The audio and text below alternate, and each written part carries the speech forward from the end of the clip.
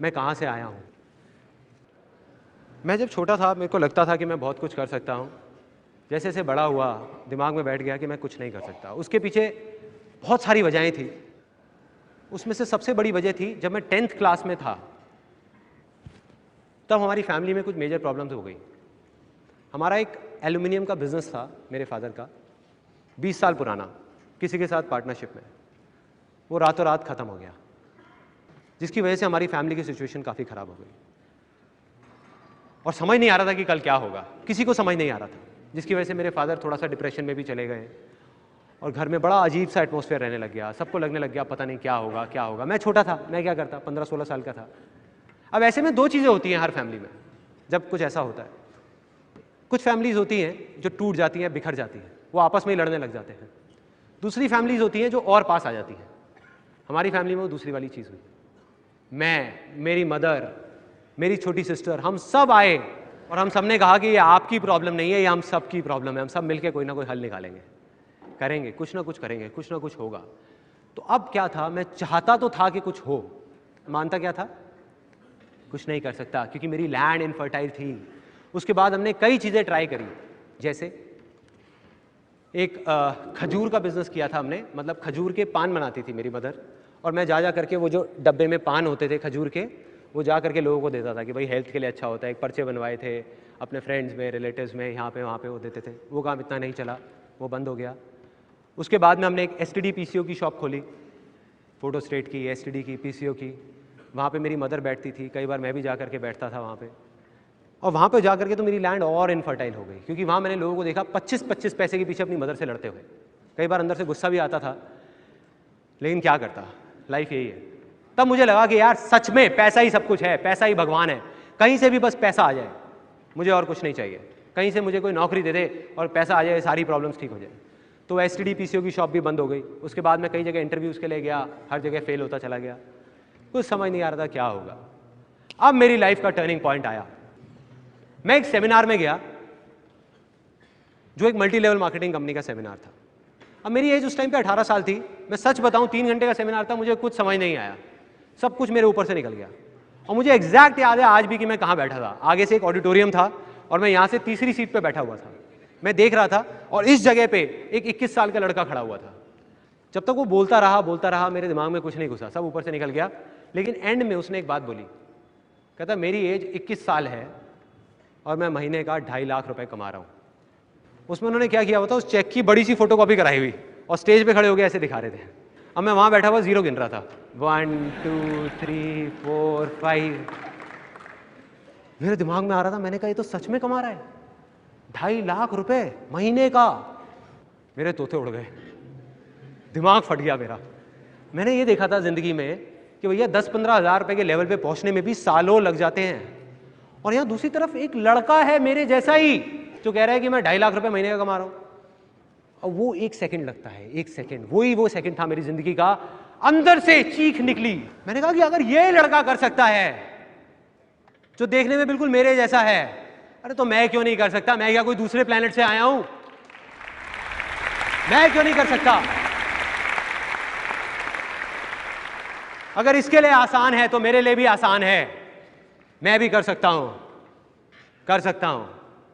और जैसे ये 2 वर्ड्स आए मेरी लाइफ में, जैसे ही अंदर तक मैंने मान लिया कि सब कुछ आसान है, तो मेरे अंदर चेंजेस आने शुरू हो गए।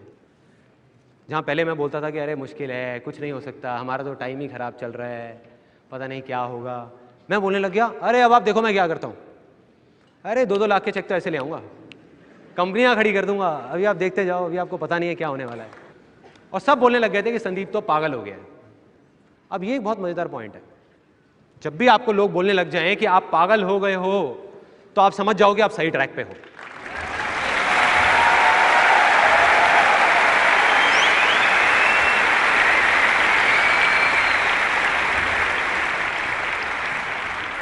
थोड़ा सा तो पागल होना पड़ेगा।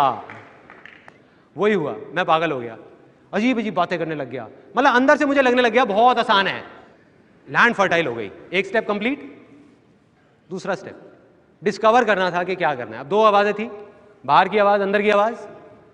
मैं उस आदमी को जिसको मैंने स्टेज पे देखा था, उसको देख करके मैं सोच रहा था कि मुझे ऐसा बनना है। वो ये कर रहा है तो मैं भी यही करूंगा और मैं 2.5 लाख रुपए कमाऊंगा। मेरा इंटरेस्ट नहीं था, मेरे अंदर की कोई आवाज़ नहीं थी, सब बाहर की थी। तो मैं वहाँ 20-25 लोगों को लेकर के गया उस कंपनी में, एक ने भी ज्वाइन नहीं किया। और जिनको लेकर के जाता था वो मेरा और ज़्यादा मजाक उड़ाते थे कि भाई कहाँ लेके गया था तू, और वे कहते थे तेरा 2.5 लाख का चेक आएगा उसमें से थोड़ा हमें भी दे दियो। तो मतलब मैं फेल हो गया बुरे तरीके से। 2 वजह थी उस फेलियर की, एक ये कि वो मेरे अंदर की आवाज़ नहीं थी, दूसरी ये कि मैं शेयरिंग नहीं समझ पाया था। मैं वहाँ लोगों को उनके फ़ायदे के लिए नहीं लेके जा रहा था, अपने फ़ायदे के लिए लेके जा रहा था। मन में क्या था एक 18 साल के लड़के के, मुझे अपनी फैमिली की प्रॉब्लम सॉल्व करनी है। भाड़ में गए ये लोग, तो मैं लोगों को बेवकूफ़ नहीं बना पाया। तो अब ये जो मैं फेल हुआ वो मेरी अच्छी किस्मत थी या बुरी किस्मत? बुरी है, अच्छी कैसे हुई? उस टाइम के हिसाब से तो बुरी किस्मत है ना। लेकिन यही बेवकूफ़ी है, क्योंकि बुरा तो कुछ है ही नहीं इस दुनिया में, क्योंकि जो होता है अच्छे के लिए होता है। Success comes from experience and experience comes from bad experiences. मतलब के सक्सेस है अगर वो आपके पास आ सकती है तो सिर्फ एक्सपीरियंस से, और एक्सपीरियंस अगर आ सकता है आपके पास, वो आ सकता है खराब एक्सपीरियंसेस से, अच्छे एक्सपीरियंसेस से नहीं। राइट।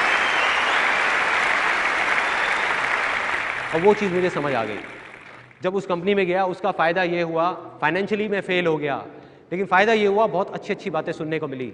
ये सारी बातें समझ आने लग गई जो मुझे नहीं समझ आती थी, कुछ अलग थी वो बातें, तो वो दिमाग में घुस गई कि हाँ इसका मतलब फेलियर का भी फ़ायदा है। तो मैं उदास नहीं हुआ। उसके बाद फिर मैंने बाहर की आवाज़ सुनी, फिर से दोबारा वही गलती करी। मेरे को मेरे रिलेटिव्स ने, फैमिली में, अब पता नहीं मजाक मजाक में या सच में, उन्होंने सबने चढ़ा दिया कि अरे यार संदीप तू तो बिल्कुल हीरो लगता है। और मैंने सोचा इतने सारे लोग कह रहे हैं तो गलत थोड़ी होंगे। अब मैंने बाहर की सुनी, मैं चला गया हीरो बनने के लिए, मॉडल बनने के लिए। मैंने कहा मैं बनूंगा, इतने लोग कह रहे हैं तो। चला गया, जा करके देखा मेरे जैसे हीरो हजारों लाइन लगा के खड़े हैं और 2.5 रुपए की कचौड़ी खा रहे हैं। मैं कहा भाई संदीप तेरा तो काम हो गया। लेकिन मैंने हिम्मत नहीं हारी, मैंने कहा नहीं कुछ तो करूंगा, कुछ तो करूंगा, आसान है आसान है आसान है आसान है। आसान है तब तक काम नहीं आएगा जब तक अंदर से आवाज़ नहीं आएगी। वही हुआ मेरे साथ। मैंने बहुत बोला, बहुत मन में आया कि नहीं कर लूंगा कर लूंगा कर लूंगा, अंदर से था ही नहीं मॉडलिंग करने का, हीरो बनने का, एक्टिंग का।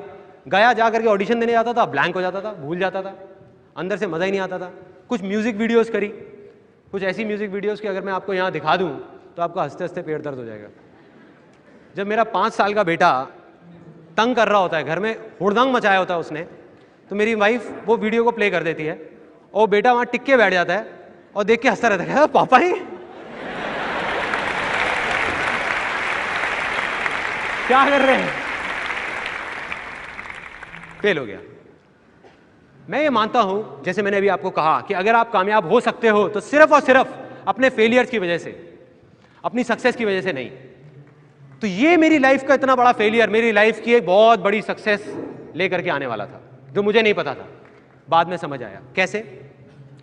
मॉडलिंग करते टाइम मेरा एक दोस्त आया जो कहीं से एक फोटोग्राफ्स खिंचवा करके लाया, और वो फोटोग्राफ्स मैंने देखी तो मैंने देख करके कहा, मैंने कहा यार ये तो क्या फोटोग्राफ्स हैं, मजा आ गया। उस टाइम पे डिजिटल कैमरास नहीं होते थे, तो मैंने कहा कि यार ये तो मजा आ जाएगा, ये मेरे को सीखनी है।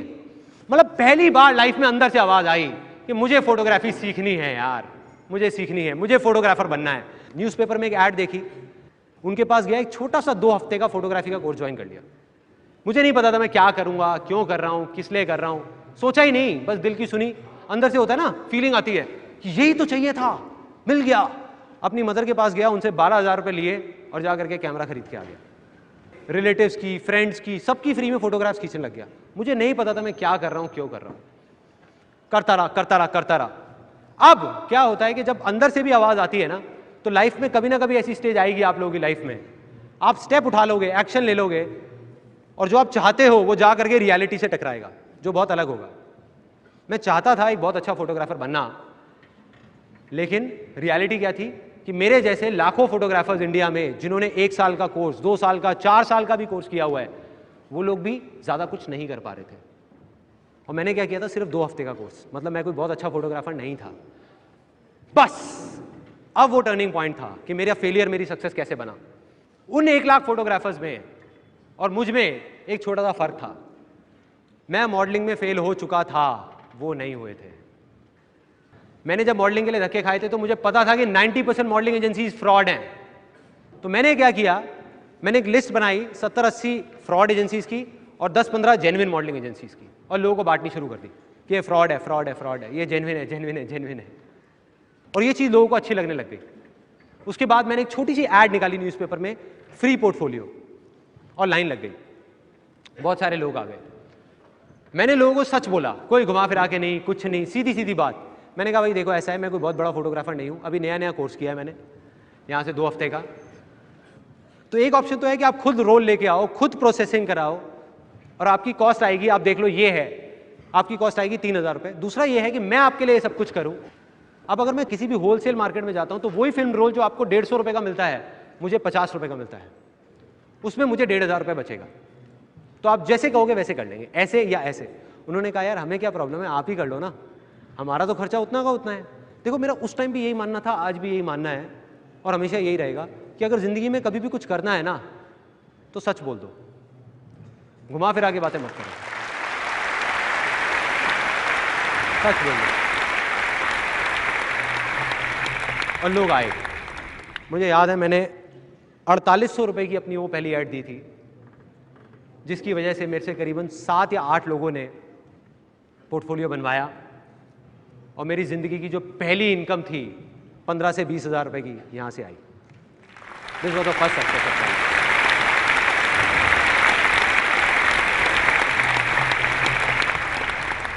अब मेरी लाइफ का दूसरा बड़ा फेलियर, एक लड़का आया मेरे पास, आकर के बोलता एक काम करते हैं मिलके ना, एक इवेंट कराते हैं बढ़िया सा, न्यू ईयर पार्टी करते हैं, आजकल न्यू ईयर पार्टीज बहुत चल रही हैं, वो करते हैं। अब मेरे अंदर से आवाज़ आई, मैंने कहा यार इवेंट करने का तो मैं बहुत टाइम से सोच रहा था। मैंने कहा मैं करूँगा तेरे साथ, तू चिंता मत कर, बस एक ही प्रॉब्लम है, मेरे पास पैसा नहीं है। कहता यार तू पैसे की टेंशन मत कर, पैसा सारा मैं लगाऊंगा, तू बस काम कर। मैंने कहा हो गई डील, 1 महीने तक काम मैं करूँगा, पार्टी मैं कराऊंगा, सब कुछ मैं कराऊंगा, एंड में पैसा तेरा लगेगा, जो बचेगा 50-50। कहता कोई दिक्कत नहीं है, डन। उसने 15,000 रुपये मुझे दिए, मैंने ले जा करके एज इट इज़ वो 15,000 रुपये बैंकेट हॉल वाले को पकड़ा दिए, डीजे को पैसे दिए, केटरर को पैसे दिए, वो सब लोग मुझे जानते थे। जा करके खुद प्रिंटर को थोड़े से एडवांस दिया, वो प्रिंट्स बनवाए, स्टिकर्स, पोस्टर्स, जा करके यूनिवर्सिटी में लगाए, बैनर्स लगाए। अब प्रॉब्लम क्या हुई थी कि उससे 3 दिन पहले वो जब इवेंट था, उस भाई ने मुझे आकर के बोला, कहता कि मैं अब और पैसे नहीं दे सकता। मैंने कहा भाई पैसे तो देने पड़ेंगे क्योंकि बाकी लोगों को देने हैं, अगर नहीं दिए तो वो मुझे जानते हैं, मुझे आकर के पकड़ लेंगे। कहते अब देख ले फिर तू मत कर। मैंने कहा ऐसा नहीं हो सकता, करना पड़ेगा। तो फिर मैंने कहीं से अरेंज करके पैसे अपने दोस्तों से, यहाँ से किसी से 5,000 रुपये लिए, 2,000, 3,000, 1,000 इकट्ठे करके सबको पैसे दी थी। इवेंट हो गया, सक्सेसफुल हो गया। 31 दिसंबर 1999 की रात थी। इस इवेंट का नाम था डिक्स 2000, मतलब सन 2000 का नया साल शुरू होने वाला था। एक बैग में सारे पैसे थे। मैं उसके पास गया, मैंने जा करके बोला, मैंने कहा चल भाई अब ऐसा करते हैं, हम हिसाब कर लेते हैं, तूने जो पैसा लगाया मैंने लगाया, उसको हटा के और फिर आधा आधा कर लेते हैं। कहता कौन सा हिसाब? कहता कौन से पैसे? और वो गाड़ी में बैठा अपने दोस्तों के साथ में निकल गया। एक वो दिन था, एक आज का दिन है, मैंने ज़िंदगी में कभी उसको दोबारा नहीं देखा। एक नॉर्मल ह्यूमन बीइंग होता, कोई एलियन नहीं होता, तो वो क्या करता ऐसी सिचुएशन में? रोने लग जाता, परेशान हो जाता। मैं खुश हो गया क्योंकि अंदर बैठा हुआ था कि लाइफ में जो एक्सपीरियंस है वो खराब एक्सपीरियंसेस से